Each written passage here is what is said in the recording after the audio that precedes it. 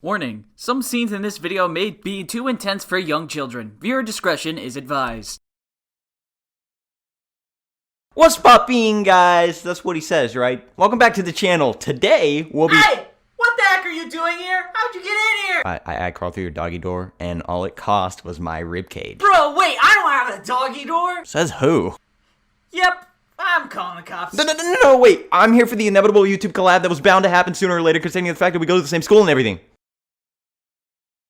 Yes. Don't worry guys, none of that was real by the way. Me and Danny will be talking about the new show, Invincible, and talk about the good and the bad. Before we start, not only do you need to subscribe to me, but you need to subscribe to him as well, because he's getting pretty close to, I think, 400 subscribers, so you gotta push him there, bro. Also, shout out to you a homie. With that out of the way, let's get into the new hit show, Invincible. If the show's called Invincible, then why can I see it? So the episode starts out not really the way you would think. There are two things that are set up right off the bat. It lets the viewer know that everyone is pretty much used to superheroes, and the background plot with the security guard and his stepson. Then we get the classic superhero fight with the Guardians of the Globe versus the Muller twins, who aren't actually twins but clones of themselves. Both not knowing who the original is, but more on that later. The fight is going fine with our wannabe Justice League, and my boy Omniman shows up and saves the day. You can also see right off the bat that the Guardians and Omniman don't seem to be getting along well. Then cut to our boy Mark Grayson, who is the son of Omniman, or Nolan Grayson. But Mark's powers haven't kicked in yet. Mark and his mom, Debbie, who I from now on will be calling Invincimom because I think it's funny, haha, are watching the news of the White House being attacked and are relatively unfazed. With Invincimom saying, that thing gets rebuilt like twice a year at this point. Which is crazy to think about, because if that happened in real life, we would treat it as an act of terrorism. Next we see Mark and supporting characters Amber and William take down the school bully. And this one very quick scene already sets up three things. 1. William is Mark's best friend and is gay. 2. Mark's love interest is Amber, who is black now for some reason. And 3. This show isn't afraid to show blood. Now we cut to later that night, where Mark finally gets his powers and tests him out of super strength and flight. So Nolan decides to start training him up and teaches him how to control his flight and also punches him really hard. Because of Mark's frustration on how he thinks he's weak, he lets Todd beat him up, the bully from earlier, to get used to being hit more and being more ready for the punches. Also goes to stop a robbery because he feels like it. Understandably, Omniman is upset, so he tries to talk about it to Mark, which he feels, which will change later, talking it out, but that won't stay for long. And Mark says he wants to be just like him. Oh, how wrong you are, Mark. Next we meet the other Mark, Mark Hamill. They help Mark form his superhero costume and name. And he goes and beats up more bad guys.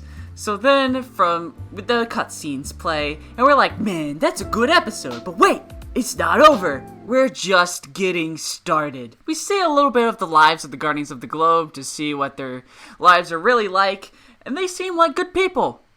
Then we watch it all get taken away by Omni-Man. You remember how I said the show isn't afraid to show blood? Well...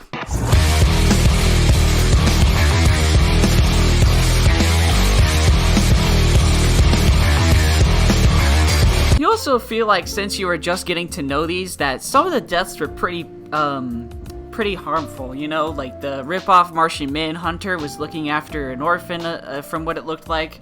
Red Rush, views everything like super slow. Seconds seems like minutes, and minutes seems like hours to him. So his death being in slow motion was kind of fitting. After finishing the Guardians, Omni-Man collapses and the episode ends, starting the road of mystery as to why Omni-Man did what he did and why he is the one of the best twist villains of all time. Well, here goes nothing. You can laugh now. It's okay, I'll wait. Laugh! Laugh! This episode ironically starts with the second part of the security guard's subplot. When faced with death by falling food stand, the security guard's troubled stepson, as he saves the guard, finally accepts the guard as his father. How sweet is that? Not as sweet as it would have been if the food stand landed on somebody. Yeah, I'm evil. Do something about it. Cut to the secret hideout from the last episode. The Guardians of the Globe are in fact dead, but Omni-Man lives. I wonder why. The government agency of this universe enter the hideout to find the bodies of the world's protectors and are unsurprisingly horrified and disgusted. We also meet Donald, Cecil's #1 lackey. From here, we check in with the Grayson family that isn't suffering from a near-death beating. Debbie wonders where Nolan is, but Mark doubts he's in danger. He must have second-guessed himself as soon as he realized the agents outside his door were there to give him bad news. At a hospital, Cecil debriefs the Graysons over Omni-Man's bed. Before the conversation can end, Mark leaves to go help out with the attack that's happening out in the city, which we had learned courtesy of Donald. Upon arriving, he realizes this isn't any normal attack. This is the whole alien invasion. The Flaxons, this universe's version of Martians, invade with all sorts of highly advanced tech and lay waste to their surroundings. Mark clearly misunderstood the severity of the situation, as he politely demands the aliens to stop shooting. This is the real world, and before he can finish his sentence, lasers tear through multitudes of people, leaving detached limbs and corpses everywhere. Mark is traumatized, but seeing a useless old lady in need of saving snaps him out of this trance. He carries her, attempting to reach to safety, but she's severely injured after they're both shot out of the sky. I mean severely injured, my god, look at that. Mark unlocks a new level of traumatization, but luckily for him, reinforcements have arrived. The Teen Team, consisting of Adam Eve, the reality warper, Robot, the robot, Rex, the guy who thought blowing stuff up recklessly would be helpful, and Duplicate, the girl who can duplicate, have arrived to fight the Flaxons. As they fight, they slowly get overwhelmed, but they're rescued by the powerful force known as aging, as the Flaxons suddenly begin to die in the middle of battle. The remaining Flaxons retreat, and it seems the battle's won, for now. Mark feels useless, and he shows this as he walks through his school like a sad sack of wieners. He realizes that Adam Eve is right over there, like 10 feet away. He talks to her, and they spend some time talking about hero stuff on the roof. Back to you, Cecil. Cecil and Robot discuss the invasion and come to conclusions about weaknesses and other important information. Cecil then returns to the site of the Guardian's death. He's briefed on the circumstances before the murder and suddenly calls for someone named Damien Darkblood to show themselves. Sure enough, he does. Damien, the demon detective, reveals himself to look like Hellboy in a suit. He also demonstrates his ability to clearly see how someone's death played out by observing leftover evidence. Cecil and Damien agree to figure out what happened, and we return to Mark and Amber talking. I don't like Amber. So, long story short, he has to see Eve now. They fly together and talk about whatever heroes talk about. By the end of their conversation, they reach their destination, the Teen Team's base of operations. Mark meets each of them and is offered to join the team. He refuses, otherwise that title card wouldn't be as special. We return to the school for more drama. Mostly, Amber being interested in Mark and Rexplode being jealous of Mark and Eve for talking on the roof. Boring stuff, for sure. Oh no, the Flaxons are back, and this time they have a leader. The heroes win again though, as the Flaxons, who thought they'd solve their aging problem, get their aging-resistant watches destroyed. They all retreat into their portals and the day's saved for the second time. Later on, Omni-Man is up and running again, and after some training with his son, he's informed that something's approaching Earth, and fast. Debbie won't let Nolan go, so Mark takes charge. When Mark arrives in space, he instantly begins fighting with a quippy orange alien. The alien misunderstood the situation, mistaking Mark for someone else, and after a while they sat down to talk.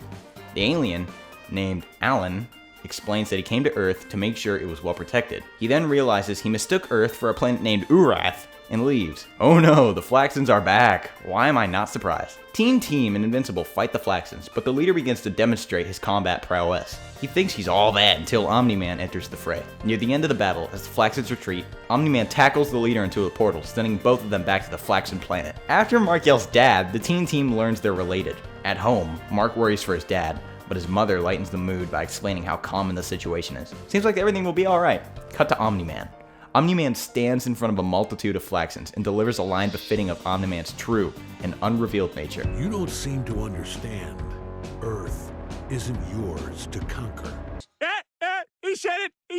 After saying this iconic line, he kills the leader and destroys the planet in an incredible demonstration of speed, power, and ruthlessness. He ends the world by dropping a meteor-sized rock onto the planet, presumably killing hundreds upon thousands. The good news? He has a cool beard. He returns home and his family's happy to see him. On the news nearby, it's announced that the rumors are true. The Guardians of the Globe are officially dead. At the beginning of this episode, we have the funeral of the Guardians of the Globe, with a hopeful public showing and a private depressing burial. This is also where we get a second showing of Damien Darhk, where we get the first hint that he's on to Nolan a little bit. Also Invincible's first hint that Nolan did it too. Then we see Robot and Cecil talk about the main plot of the episode, which is finding a new Guardians of the Globe, while also Nolan giving more hints to everyone that he killed the OG Guardians like an idiot. Mark feels kinda down, so he decides to finally call up Amber and ask her to a study date, which she agrees to. Nice, Mark! That's my boy. Then we cut to the teen team getting ready, where some funny biz happens, which ticks Eve off. Now we have Tryouts. where pretty much the whole team makes it. Plus 3 new heroes: Monster Girl, Shrinking Ray, and Black Samson. Monster Girl being 24, but looks like she's 14. Shrinking Ray is Wasp, pretty much, and Black Samson used to be a superhero but lost his power somehow. So he just uses his fists now. Of course, they aren't really that keen on working together, which Omniman finds pretty pathetic. So Mark and Amber are having their study date until something comes up. That something being a guy blowing up Mount Rushmore because of half of the presidents being racist and owning slaves.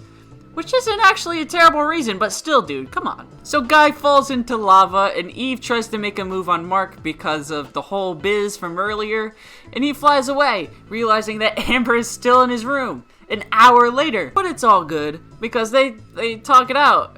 By that I mean they make out. Rex tries to apologize for Eve with fireworks. He does an outstanding impression of a YouTuber apology, and Eve leaves to find Mark and Amber, having that conversation which bums her out even more, but still being proud of Mark. Now we cut to Robot breaking the Mauler twins out of prison on chicken pot pie night of all times. I honestly want to take this time to appreciate the Mauler twins for being both a comedic relief and a semi-real threat. That's hard to pull off. And to the end of the episode, with the conversation of Invincible and Damien Darkblood discussing their suspicions of Nolan.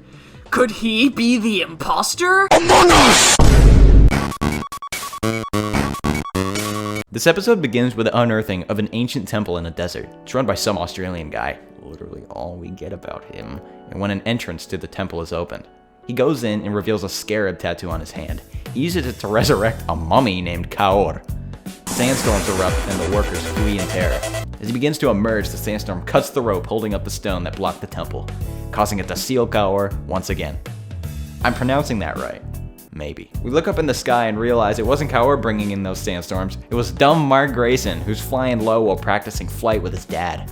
They talk and fly over to Mount Everest, where they show up a dedicated mountain climber. Feels bad, man. Nolan and Mark talk some more. Whatever. Cut to Debbie. Invincible? Mom? I don't know. Anyway, she's talking to Olga, Red Wretch's girlfriend. She tells Debbie that something fishy's going on, and anyone with brains would be inclined to believe it after what we saw. In the night, Debbie studies a bit of backstory on Damien Darkblood. She's interrupted when the boys return, and Mark and Amber seem to be going on a date. Great, I don't like Amber. Skip. Damien Darkblood is sitting in his office when Omniman shows up to threaten him. As it turns out, Damien already knows Omniman's responsible for the Guardian's death. Cut to the Mauler twins, or I guess for now the Mauler twin, and cue the music. Mauler's in a warehouse building a machine. It turns out to be a complex piece of machinery that he uses to produce a clone of himself once more. We'll check back in later. We see the teen team now, and there's some friction and whatnot between the characters. Nothing important to see here, probably. Oh, look! Cecil is in Grayson's household. I wonder what— oh, it's Amber again. And they're kissing. I was happy for him at first, but I've seen the whole show. When Mark gets home, he learns from Cecil that people are going to land on Mars. Mark is tasked with watching over them, and then yeah, more high school life. Neato. Cool, whatever. Anyway, Mark's in space now. Omni-Man and Debbie are on vacation, I guess? Neat. Mark's on Mars? Cool. Oh look, Mark left the astronauts for 1 second, and they appear to have disappeared. Yeesh. Around the same time, Omni-Man and Debbie are having to talk about trust. Not very interesting. besides the fact that a literal dragon is attacking while they discuss it. Also around the same time, Damien is snooping through the Grayson house. Cecil catches him and takes him in. Back to Mark. We switch things fast in this show, huh? He finds an underground passageway somewhere on Mars and is attacked by small pink squid aliens. Here he finds Martians who are more like Martians than the Flaxons, who I thought were Martians. Whatever. They take Mark to meet the Martian priest. He explains he needs the astronauts. The Martian, in turn, explains that the squid aliens and Martians are at war, and took the astronauts because if they were somehow possessed by the squids, they could unify the aliens and destroy worlds. They refuse to return the astronauts, so Mark steals them back. Bad news, however, a fake astronaut is taken to Earth while a possessed astronaut ravages Mars. That's bad news. But even worse is that Nolan and Debbie are getting down and dirty on a late night, when they're interrupted by Mark. More Amber. Ignore!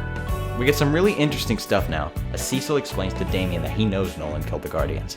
He then sends Damien back to Hell so that he can figure out why Nolan killed him without any obstructions. Oh, and we end with Robot's human form. Ew. We get to see Titan again, who's voiced by Mahershala Ali, who is also the voice of the Prowler, if you didn't know. Oh yeah, we also get to see Titan again because I guess he broke out of prison or whatever, beating up some dudes because he's the muscle for the crime lord Machine Head, who has an auto-tuned voice, and it's hilarious. Yeah, that's nice. That works nicely. Paid in full. I'm done. Nah. You think you can just punch your way out of this? I know where your family lives. We also see the double lives of both Mark and Titan. Titan showing he's a good guy who just hangs around the wrong crowd, paying people money after he burns down their building and sparing a guy after dangling off a roof. Mark trying to balance being a superhero and dating Amber. Also, Mark diverts an asteroid, which is pretty cool.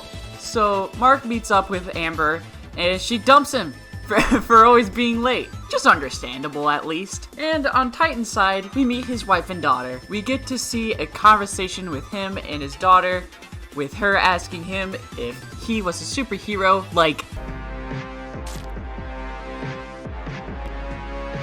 So now, we see the Wilkins household, with an overprotective and also harsh father and her mother who just kind of stands there and watches. They aren't super happy that Eve has powers, so they get into fights a lot. So now we see why we have gotten all the Titan buildup. Because so he and Mark can team up to take down Machine Head. Turns out he pretty much owns everything that is illegal. You know, stashing drugs in trash cans or whatever. So they got to stop him. But with parents' permission, of course. Both Nolan and Invincible don't really like the idea, but Invincible thinks he should still help him anyway. So he takes that as fight him, and speaking of fight, Nolan and Invincible have one because she's kind of on to him about, you know, murdering superheroes. And also being a little upset about telling Mark not to help Titan out. Telling him not to be a homie. So Eve and Amber are kind of friends now, and they want to help out the community at the community center and invite Mark, which he appreciates and gives him one last try. But Mark was like going to help Amber or whatever and remembered, oh yeah, I'm a superhero, and flies off when Amber isn't looking. Now we see another look at the Mahler twins and how their cloning process works. Robot hiring them to make another clone of some kind. Bet more on that later. We also see Invincible looking around at the house to find proof that Nolan killed the Guardian, in which she does. He just put it up on a shelf. That was his mistake. So Titan and Mark go to take on Machine Head, but it turns out he was already waiting for him with tons of mercenaries. So of course they get the crap beat out of them. But it's okay because now the new Guardians are sent to save them. But just kidding again, because they also get the crap beat out of them. Black Samson, Monster Girl, and Mark being hospitalized, thus showing Mark is not that invincible. So when the fight's over, Isotope ditches Machine Head, so he gets arrested, putting Titan in charge as the new crime boss in whatever city they live in, making way for the king.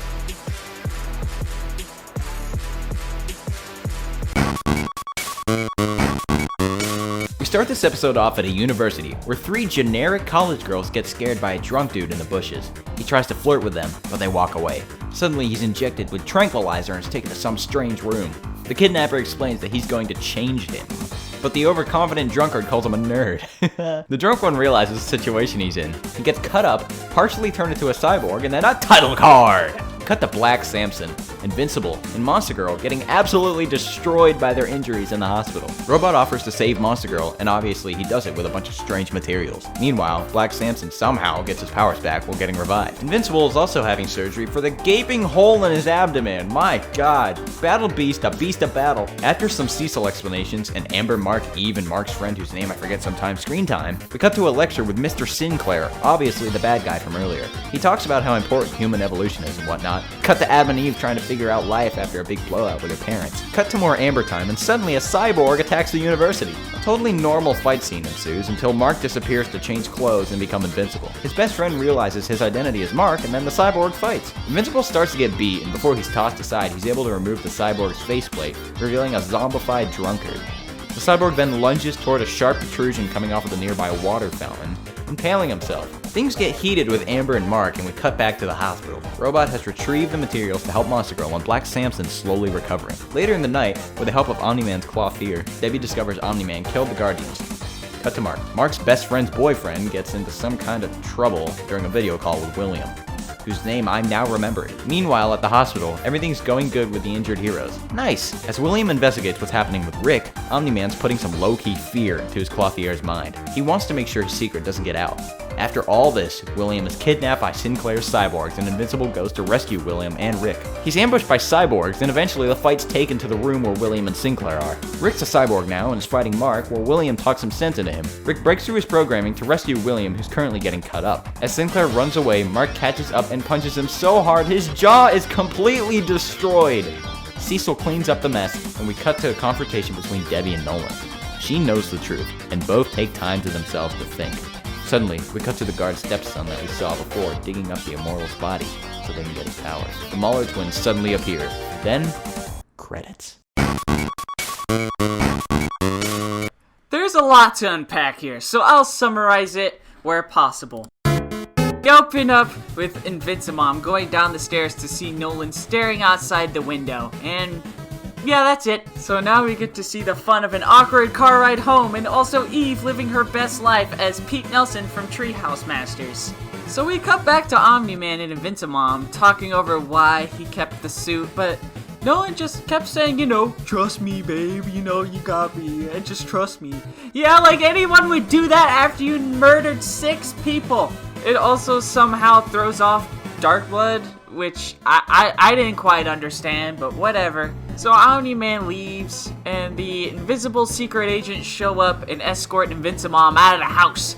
Out of his house! So Mark, in a last-ditch effort to get Amber to forgive him, tells her that he's invincible, but guess what? She don't care! She already figured it out, apparently. This doesn't make me upset at all. She was upset that he kept lying to her and made her stupid, and wanted her to be the first person to be told that he was a superhero, which makes no sense! I feel like it still rubs me off the wrong way. I can understand being upset with Mark for a while about the lying or whatever, but it just seems selfish in the end, and also, everybody acts like she's this, goddess that did nothing wrong. Let me. This is off script. Screw you. I need to get this off my chest. So Amber, even from the beginning, you are seeing her be cool. You are expected to see her be cool, which you do think originally, and you do think that she has a right to be upset after, Mark lying to her. But the fact that she already knew that he was invincible and saving lives and she still doesn't care is just horrible, horrible writing, and I'm calling you out for it. It ruined her entire character off of that. And also, it might ruin it even more in the next episode, and Danny's gonna have to go over it. You love that! Oh no, in the Invincible comics, she doesn't know in that scene. They just changed it because they felt like it. So we see Monster Girl fully recovered, and Rex throws her a surprise welcome party, also filling 36 milk jugs with beer. That's right, I counted. So, it's confirmed that Black Samson gets his powers back which I don't understand either, but I would like if they explored that in later episodes. Robot and Monster Girl are having a conversation, and he malfunctions and he says the word die repeatedly. How fun! Now we see what the Muller twins are up to. Again, they're with the real Robot. Turns out Robot is trying to download his consciousness into a new body so he can live. Also, he could hang out with Monster Girl, you know, that's cool too. Hanging out with a person that looks like she's 14 on the outside, but is 24 on the inside. So now we are with William and Mark, who are both down in the dumps, you know. Mark more than William, weirdly. William decides that it's truth time and spits straight facts about how he just should have helped him with Rick and how he just needs to study hard to get his grades up, and that he was kind of a terrible boyfriend to Amber but still doesn't excuse Amber. In the meantime, Cecil and Invincible try to locate Mark and Omniman so they can fight each other, so maybe the Earth doesn't have to die. Speaking of Omniman, he is on a mountain practicing a speech to tell Mark in episode 8, and also saying that he doesn't really know what he's doing anymore. So now we are back to the Muller twins, a robot where he transforms his mind into a different body, and he is now called Rudy, and passes away after. Also calling a robot to send the Muller twins back to prison, which they don't really like that much. Something else we also see in the scene is the Muller twins both think that they are the original. It's mostly just bad news if the clone knows it's a clone. Still doesn't explain why Run the Jewels is playing in the background every time they do something cool though. So Nolan finds out that Cecil has been spying on him in his own house from across from him. So he kills everyone inside, including Donald. So Omni-Man is ticked off and goes to find William, which he does, in order to find Mark, including scaring the crap out of William. Since he's not there, he goes looking for Eve next. So on his way to find Mark and Eve, Cecil shoots a giant anime laser at him in hopes of slowing him down. Only gave him a nosebleed though. Meanwhile, Rex is ticked off that Rudy stole his body and Eve talking to Mark about life. Mark and Eve see Omni-Man fighting the giant laser satellite, and they're like, hey, we should do something about it. And Mark's like, not my problem. And Eve is like, whatever bro, you loser. Mark is still a little hesitant because he's like still a bit sad about Amber, but Eve kind of like snaps him out of it, and you know, he comes around. Then we get a sort of fight scene between Cecil and Omni-Man that lasts for about like 4 minutes. And he sends in the cyborgs, which slows them down and holds them off a little bit. So he takes care of those, and Cecil sends the giant kaiju monster that they hinted at in episode 3. Mark and Eve catch up to him, and Mark helps out Omni-Man, while Adam Eve goes to the watchtower to wait for more instructions from Cecil. Now we cut back to the Muller twins, who escaped Rudy and remade the Immortal, and they send to fight Omni-Man, which works for a little bit, until Mark kills the kaiju and Omni-Man kills the Immortal for the second time, but this time it was on live television. Mark.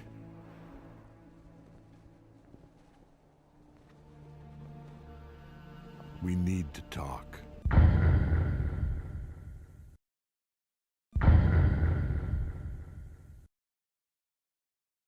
Welcome to the endgame, fellas. We start this episode off immediately after the murder of the Immortal, the sequel.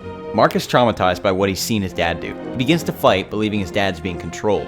Omni-Man throws him aside and begins to explain the truth of the Viltrumites. He explains to Mark that in his society, the weak were killed and only the strongest could thrive on the planet. We see this play out brutally. Because of their work, the Viltrumite Empire becomes a massive empire. Viltrumites killed many worlds for their resources. When their forces began to become stretched thin, infiltrators such as Omni-Man were sent to take over planets individually by creating and using their powerful offspring. He asks for Mark's help to get Earth ready for the Viltrumites, but Mark refuses, and Omni-Man offers more compelling reasons to join him. At one point, he calls Debbie a pet, causing Mark to become infuriated. Mark and Omni-Man begins a massive fight.